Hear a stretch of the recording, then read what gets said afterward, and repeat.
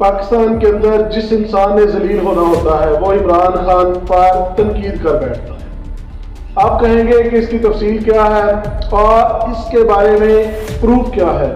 آج تازہ ترین صدر آصف علی زرداری پورے پاکستان کے اندر مفاہمت کا بادشاہ کہا جاتا تھا، سیاست کا بادشاہ کہا جاتا تھا، اس انسان نے چند جملے بولے اور یہ کہا جاتا ہے کہ اٹھتے ہوئے تیر اپنے جہاں بھی لینے تھے لے لیے۔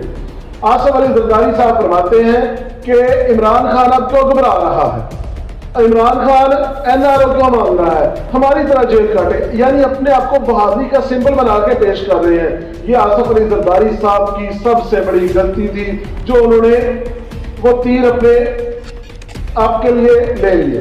اب ہوا کیا، جو ہی آصف زرداری نے کہا میری طرح جیل کاٹی جائے جس طرح میں نے بہادری سے کاٹی تھی، اپنے آپ کو نیلسن منڈیلا بنا کے پیش کیا، اپنے آپ کو مرد حور مرد شر جو بھی بنا کے پیش کیا، ہوا کیا اس کے بعد اب یہ قابو آ گئے PTI والوں کے، اور PTI کے وہ کی بورڈ وارئر جن سے تو بڑے بڑے پناہ مانگتے ہیں۔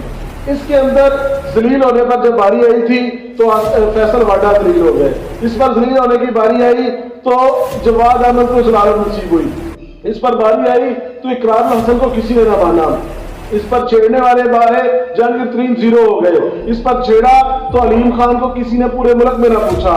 اس کو جس نے بندے نے ستایا ہے، پنجابی میں کہتے ہیں جنہیں عمران خان ستایا انہیں وہ رکشہ ہی چلایا۔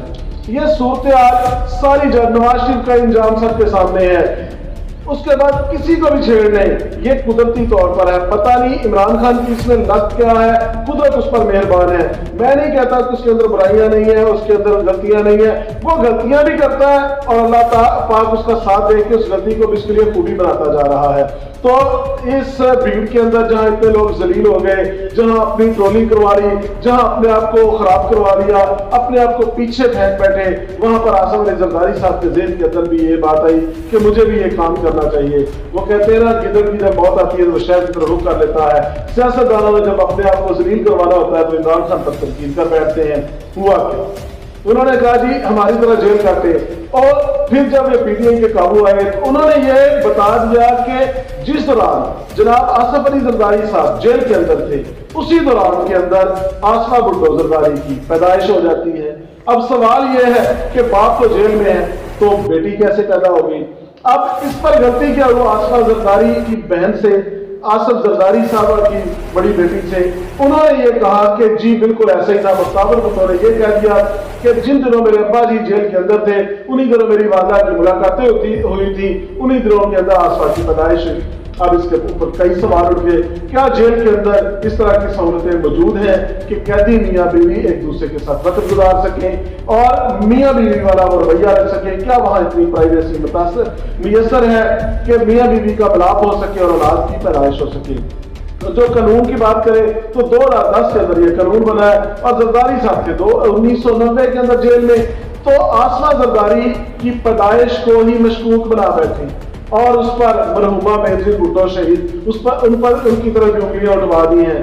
تو میں کہتا ہوں کہ اس وقت کسی نے بھی اپنے آپ کو ذلیل کروانا ہے، رسوا کروانا ہے اور جاتی ہوئی موت کو اپنے اندر سمیٹنا ہے، خود کو رسوائی کے داغوں کے ساتھ جو داغدار کرنا ہے، تو عمران خان پر تنقید کر بیٹھے۔